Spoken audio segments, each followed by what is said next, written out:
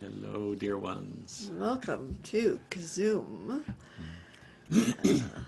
So I'm grateful for this opportunity to practice together, to tune into each other, to lift each other up. And I invite you, before we kind of dive into our practice, to look around the Zoom room, to see who's here, to invite everyone in to practice together, to acknowledge that we're in this together, and To connect with all these sweet faces. Oh my goodness. There's a lot of sweetness here. and we need each other. Oh We boy. need each other. Yeah, we do.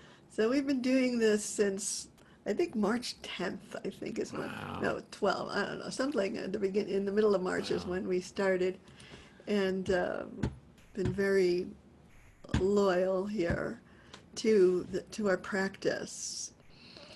So I spent I guess really the afternoon. I think of it as the whole day, but really my whole life I've been spending to write, writing something that I called to be a mystic activist. I really felt, whoops, somebody was, oh, you have it too? Yeah. Okay.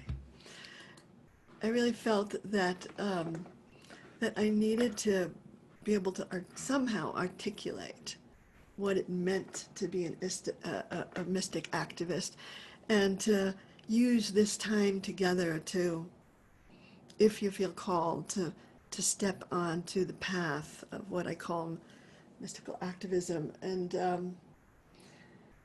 I just, I read a couple little pieces of what I wrote, but it'll be in the newsletter I send out. And I really wanted to start a kind of conversation about what this means to be a mystic activist.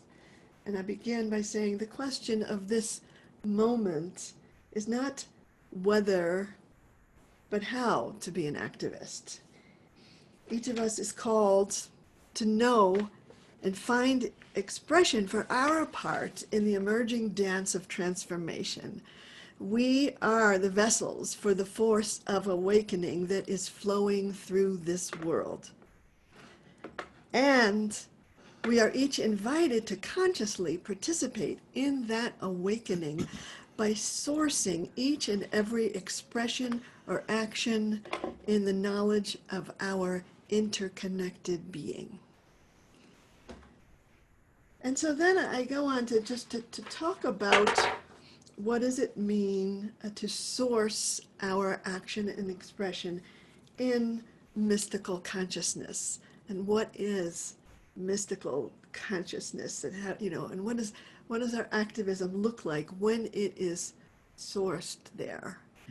And it just felt to me so important, in that whatever I bring to this world, I want to ask the question, where is it coming from?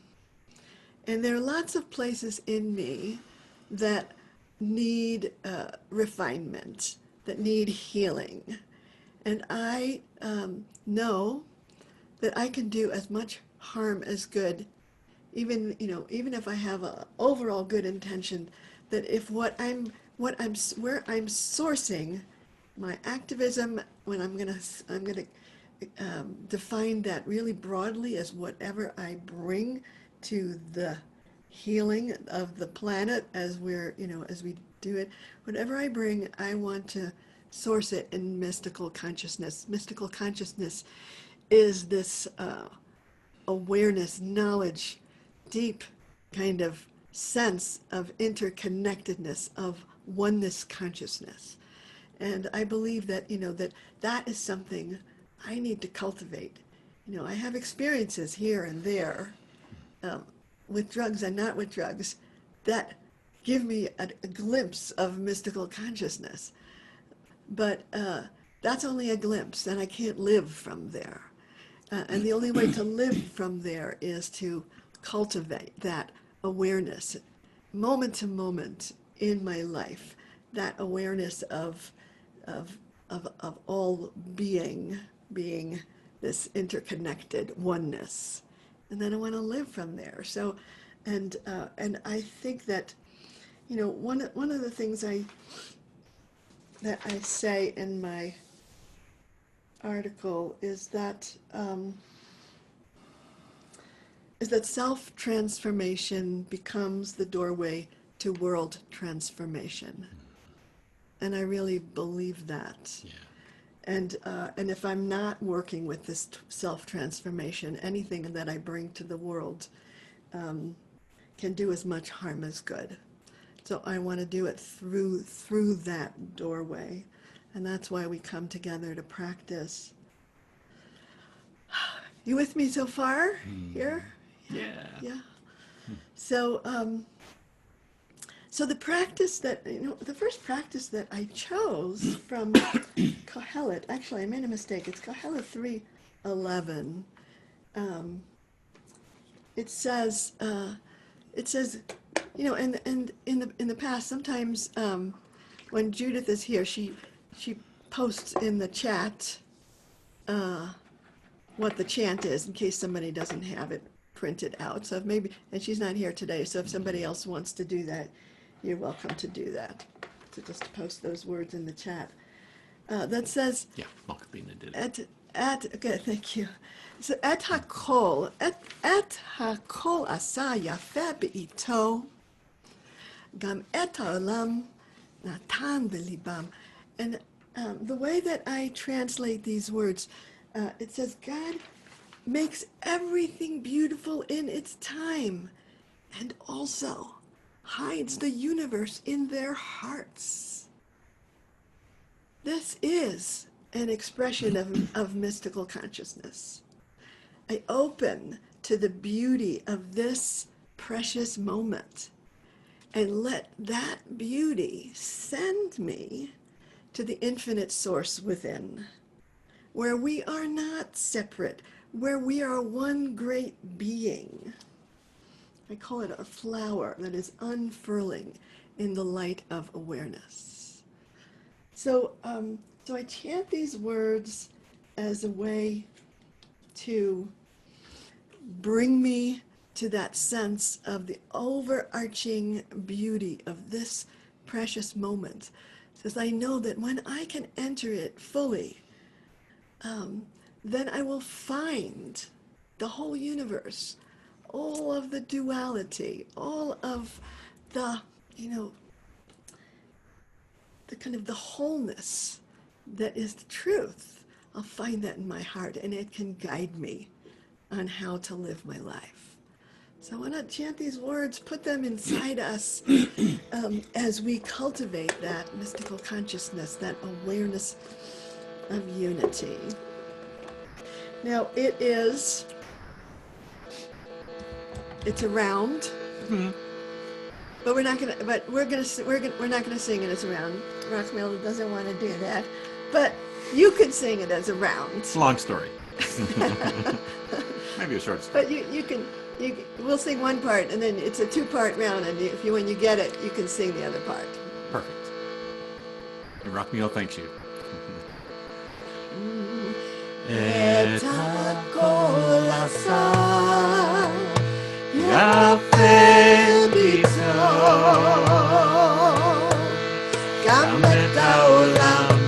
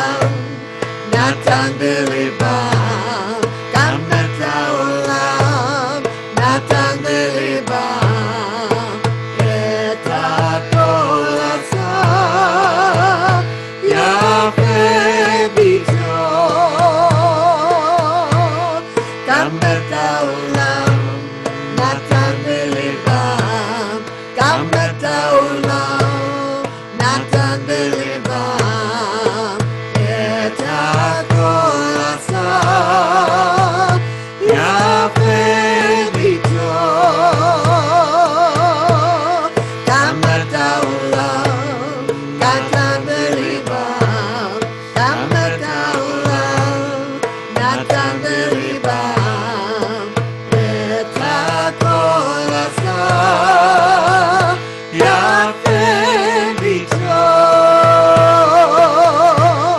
Kametaulam, Natandelibam, Kametaulam, Natandelibam, Etakolasa, Yafe Bito,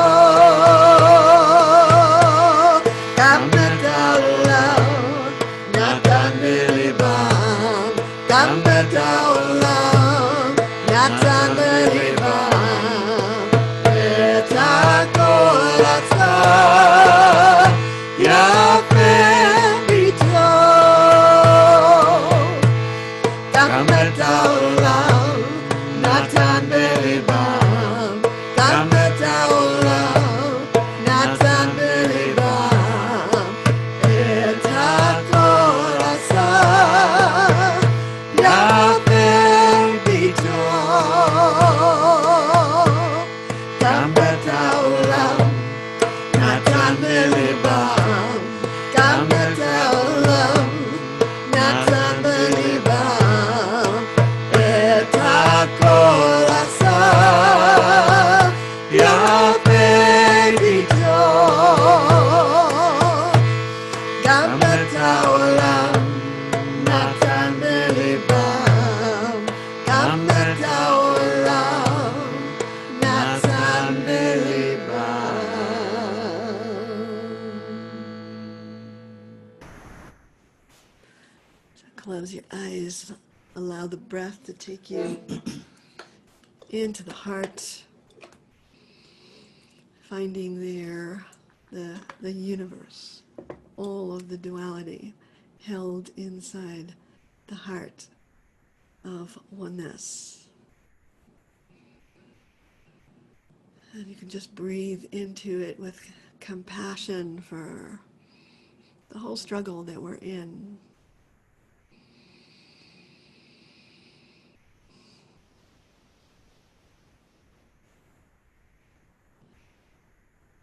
And in the midst of that struggle, can we step back and see the beauty of it?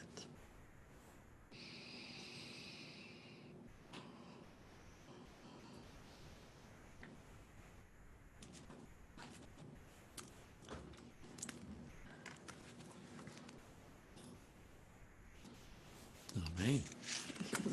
I wanted to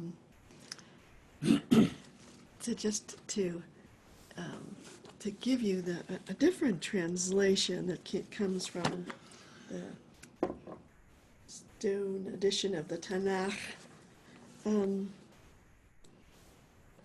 Says he has made everything beautiful in its time. He has also put an enigma into their minds so that man cannot comprehend what God has done from beginning to end. It's like almost like saying there is this beauty and it is in the context of a mystery. And I wanted to read this to you because the next line kind of brings us to the path that we need to step on, which I called the path of presence. It says, "Thus I perceived there is nothing better for them than to rejoice and do good in his life."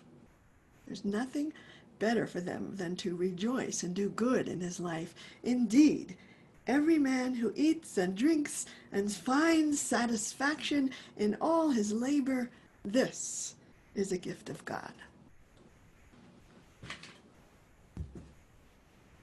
So this path that leads us to mystical consciousness is a path of presence. It is a path of enjoying each moment, each morsel, and savoring what we are given.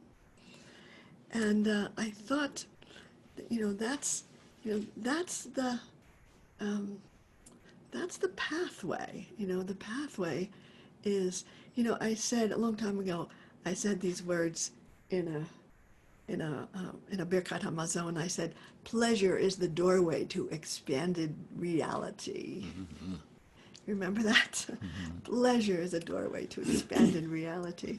And by pleasure, I don't just mean sort of mindless, I mean mindful. I mean a kind of a presence that allows me to enjoy this moment and enter through it into expanded consciousness. And I love this path, and I think it brings us to the place of empowerment and leads us out of despair. So the chant that I wanted to do with you next is called "In His Shade," and it says, it's from the Song of Songs, which is really the place that I learned about mystical consciousness and learned what it meant to be a mystical activist in the Song of Songs. And it says, "B'tziloch imadati v'yashavti." In his shade, I delight to sit. Uferyo matok lechiki, tasting his sweet fruit. So I want to taste it. I want to savor it.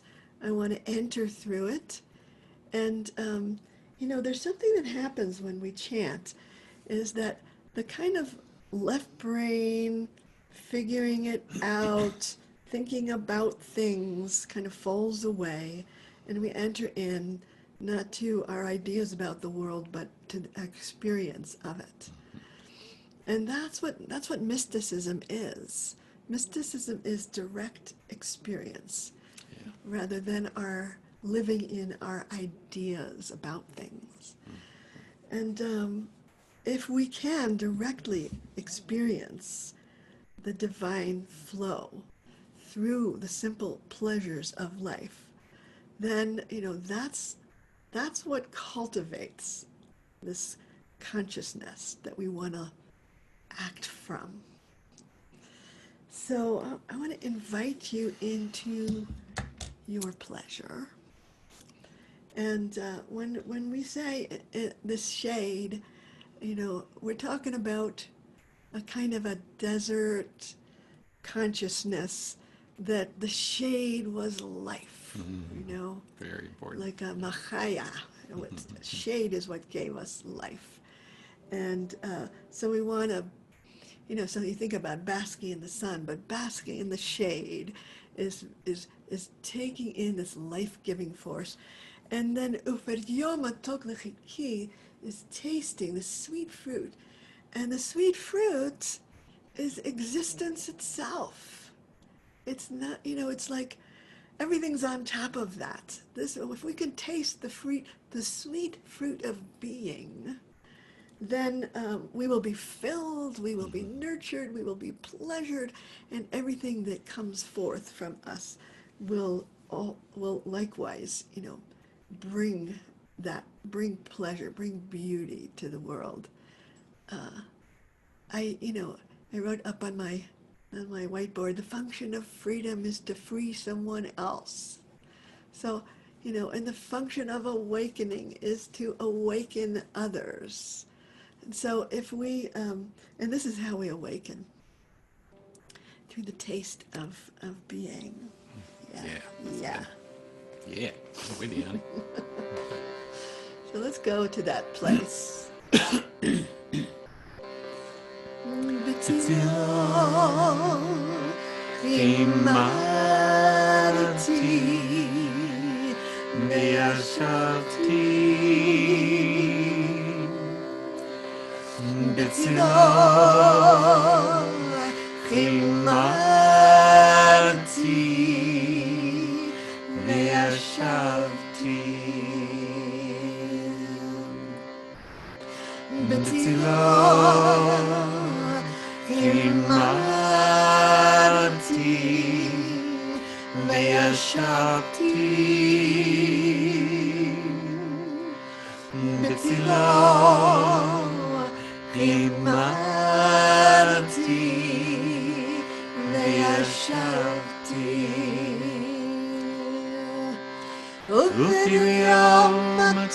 לחיקי, ופריום מתוק לחיקי, ופריום מתוק לחיקי, ופריום מתוק לחיקי, בצילו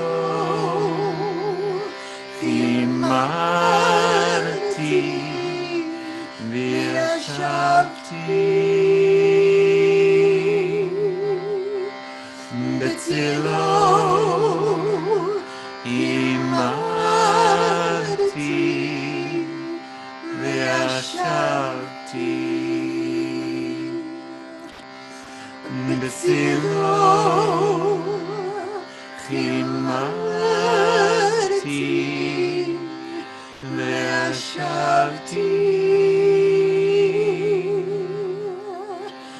בצילו חימרתי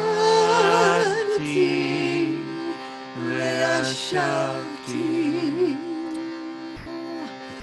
ופריום מתוק לחיקי, ופריום מתוק לחיקי,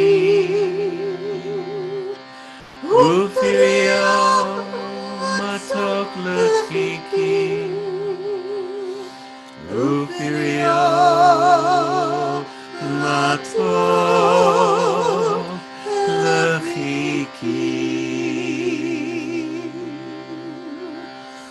בצילו חימרתי וישבתי, בצילו חימרתי וישבתי, בצילו חימרתי וישבתי, בצילו חימרתי וישבתי, ופריום מתוק לחיקי, ופריום מתוק לחיקי, ופריום מתוק לחיקי, ופריום מתוק לחיקי, בצילו חימרתי וישבתי, בצילו חימרתי וישבתי,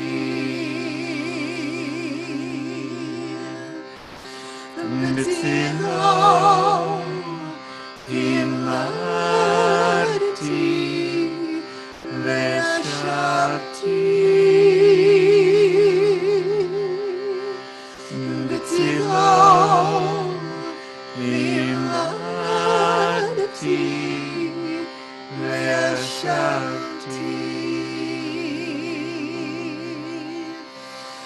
ופריום מתוק לחיקי, ופריום מתוק לחיקי, ופריום מתוק לחיקי, ופריום מתוק לחיקי, once more, בצילו חימרתי וישבתי, בצילו חימרתי ve'ashafti B'tzilo imadati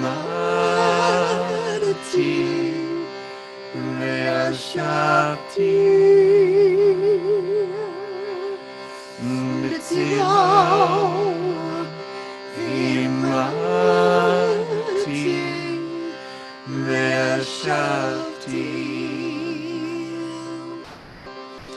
Ufirio matok lechiki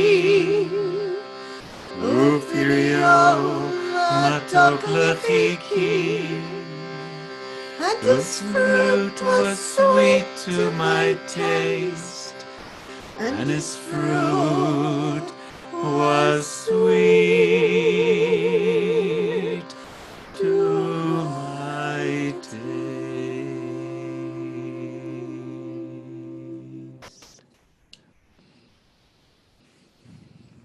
So I invite you to tune into the breath and to enjoy each breath, taste its sweetness.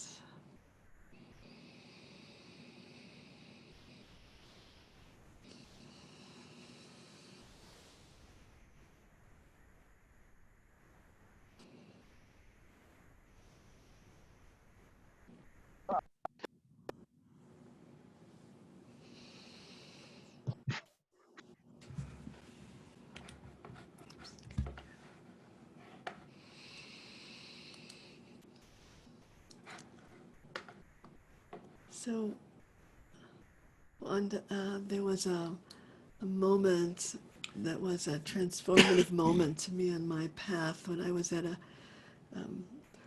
Thich Nhat Hanh retreat, and he was teaching about sort of mindfulness of the breath and using the breath, and he said these words that just kind of awakened me.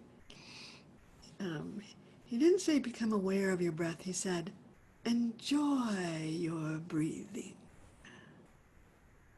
And I just kind of woke up and said, oh, if I'm going to enjoy my breathing, it means that I have to be aware. But here's another dimension of awareness, which is pleasure.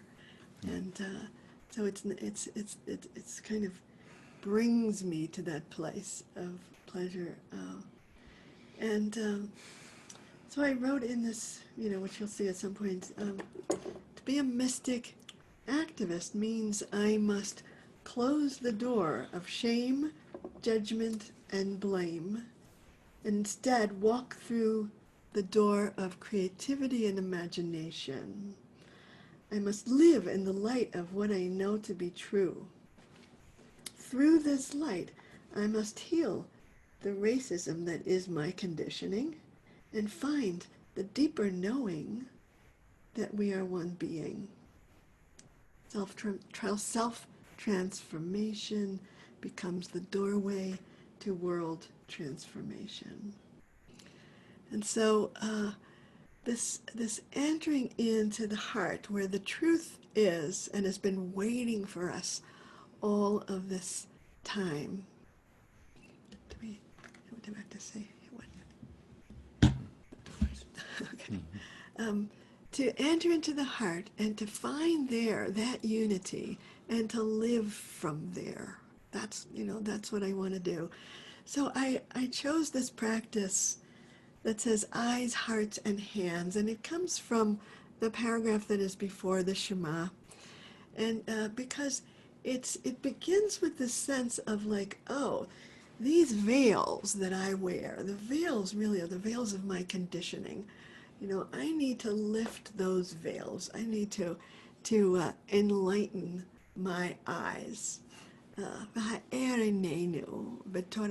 Because that's where your Torah can't be seen. And if I'm just looking at what the content of my thinking, I need to clear that away, open up those my eyes, and then it says "V'dabeik benu." It's like I need to go into that place of the heart, this place of dvekut, of connection to the oneness.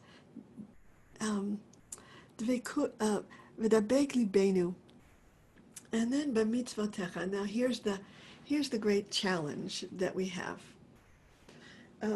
We need to connect that which is in our heart, which is this knowing that is in there, that we touch, but maybe we don't live there, and we need to connect it with our hands, which represent the mitzvot, which represent what we bring to the world, what we do in the world, what we touch, what Or don't touch or anymore. don't touch. But it really, when I say mitzvot, it means how we connect, how we bring holiness, how we manifest holiness in the world. We need to make the connection from that inner place of dveikut to this place of the hands.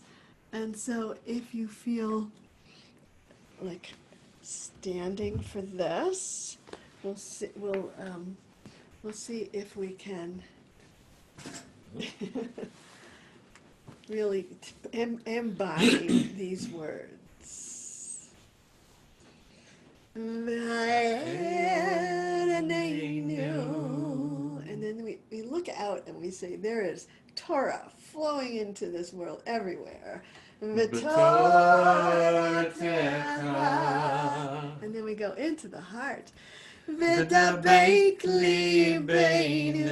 connect that with our hands. And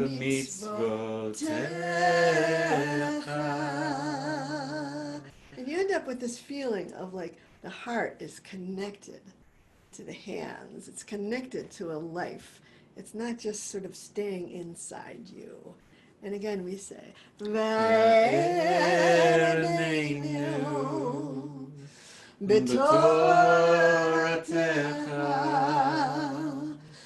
ודבק ליבנו במצוותיך.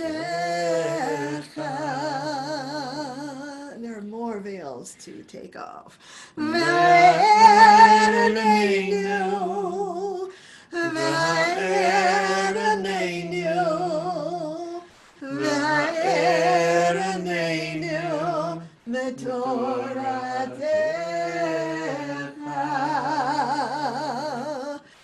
ודבק ליבנו, ודבק ליבנו, ודבק ליבנו במצוותיך.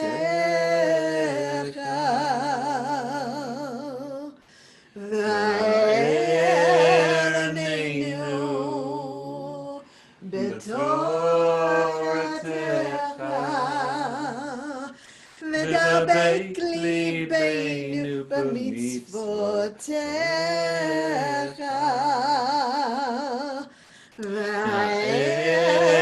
וערננו בתורתך.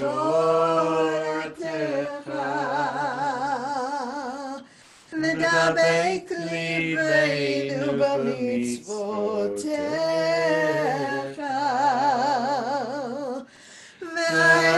וערננו, וערננו,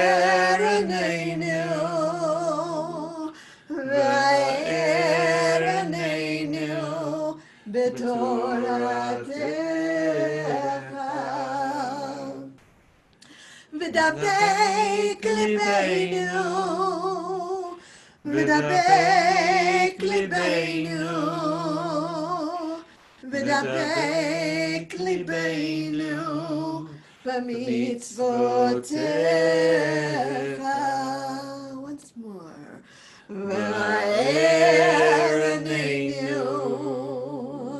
בתורתך. ודבק ליבנו במצוותיך.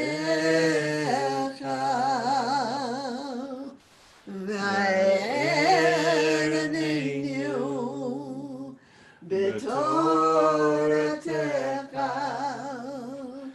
ודבק ליבנו במצוותיך. וערננו, וערננו,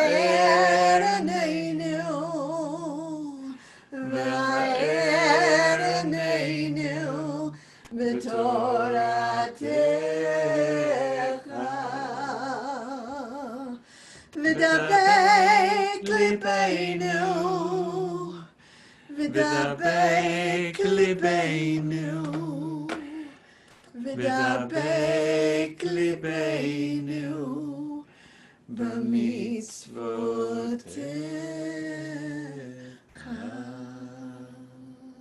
And feel your hands. Feel your hands just filled with spirit, filled with wisdom, filled with the knowledge of how we are connected. And let that wisdom be in your hands. Feel it. And feel that there's this heart energy in your hands.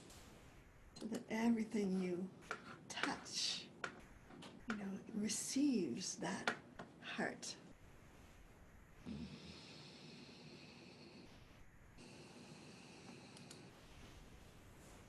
You might want to complete the circle here. Just put your hands back on your heart. Return.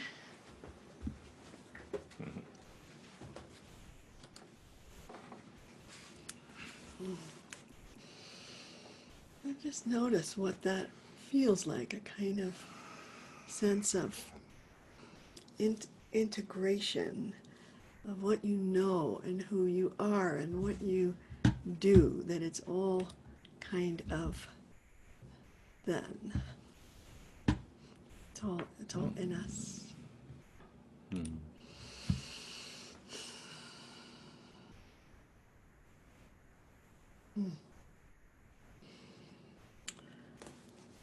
So I wanted to complete our practice with another practice that brings us from inside the truth of that place of oneness to the outside of what are we going to do with it? This is always the question for the mystic. How do I live this path? And actually, today when I was writing this, I was writing this from a place of such kind of like tension, I guess, of sort of feeling like I need to get this out there. I need to say this. I need to have this conversation because I don't feel like I find myself sometimes in the conversation that's out there. I want to bring a different dimension to the conversation because I feel like that's what I have to give, but I also feel like what the mystic says, not just me, but the mystical consciousness brings to the conversation of global healing is so important because it connects something deep inside to what's out there. And we have this phrase also from the paragraph before the Shema that I call it manifesting Torah, but I also call it upping the ante because it says lilmod lilam. So it sort of says it's not enough to just learn something, not enough to know it. You also have to teach it. Lilmod lilamed, which is a great sounding thing in your mouth. Lilmod lilamed. Just try that. Lilmod lilamed. And to say it's not enough to learn, you also have to teach because that's how it begins to move through you. Lilmod lilamed, lishmor v'la asot. So lishmor v'la asot, that is, it means to uphold or to guard, to hold precious, and also to do it.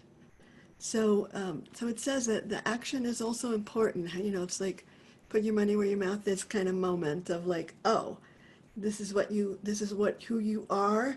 How do you bring that? How do you do it? How do you do that place? And then the last word sort of takes it over the top. It says ulakayem, and I translate it as to manifest, and to manifest in an enduring way. How do you make it real? So that, and I think that the whole time I was writing this thing today, I was sort of dealing with, people are going to think this is so abstract, but it's so real to me. It's so real to me. but it's a different kind of real. It's the real of what's inside us. So, but I want to be able to live it. That's my greatest yearning, to live from that sense of unity and to do from there. So I'm gonna I want to teach you this chant. There are two parts to it. Rockmail is gonna we'll do the first part, and Rockmail will hold that, and I'm gonna add a different part, and really feel the movement from inside you, from learning to teaching to upholding to doing to making manifest. And that's what I want to feel, that kind of empowerment, which in a sense is contradicting some place in me that sometimes feels disempowered. I want to share that sense with you.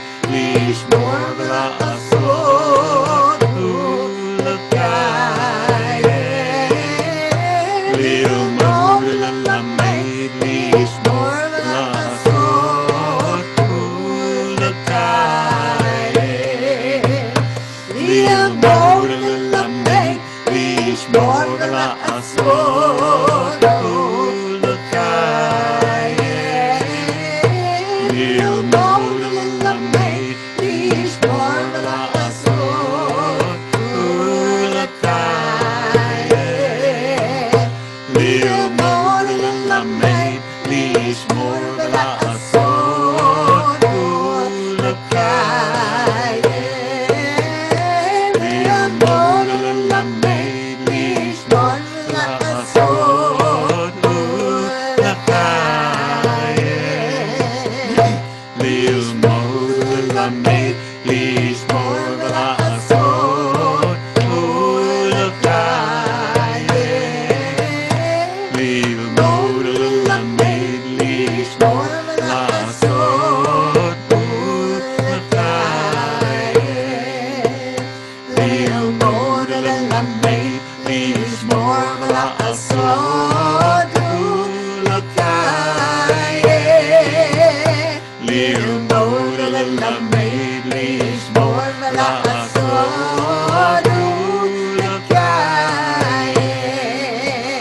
Liv model la medlich morvela asod, ulakaye. Liv model la medlich morvela asod,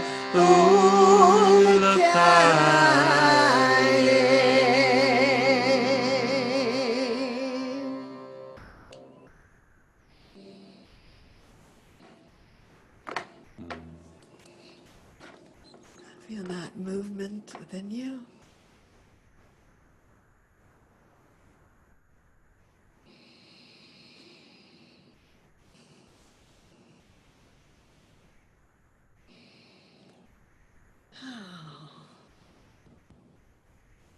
Where does that practice bring you?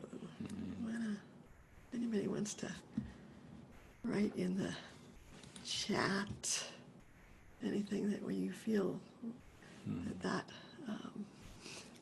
Close Encounters of the Fifth oh yeah, Kind. that's the movie that Yeah. Devotions Resume.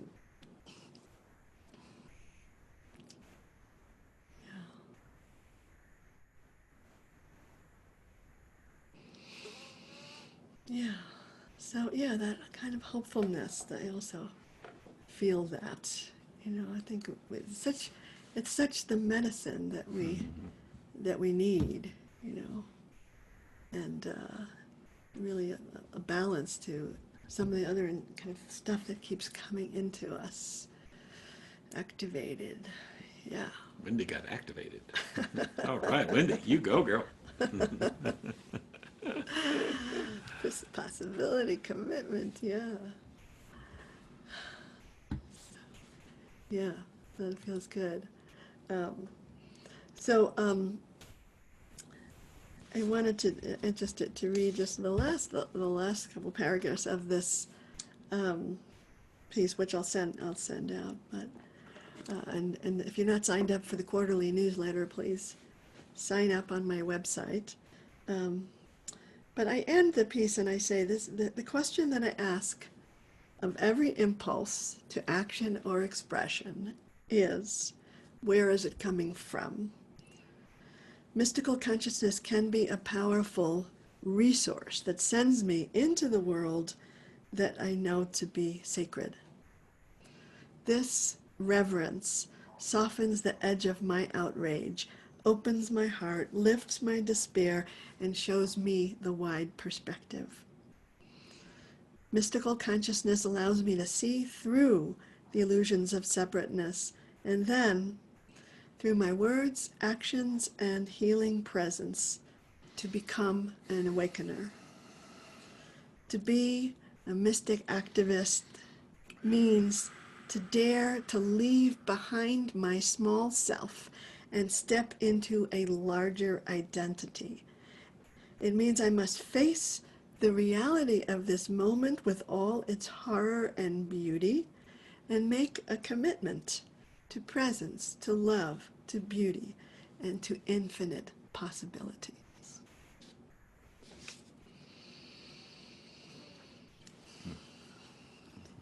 So I am honored to be on this path with you and to explore what it means and to have that conversation. And, you know, this idea of mystical consciousness, it doesn't just happen. It is something that we cultivate. And it is, it takes it takes so much of our attention, really. You know, and I feel like when we cultivate that, something flows out from us that we can then trust. That's what I'm banking on. That's what where my faith is. Uh, and yeah, so so we are continuing to meet every Thursday, Yeah. and really look forward to this. And It's like medicine. It's medicine for the weak. Oh yeah, boy. yeah, it really charges us up and makes us feel like, oh, we're doing this together. Yeah. I'm gonna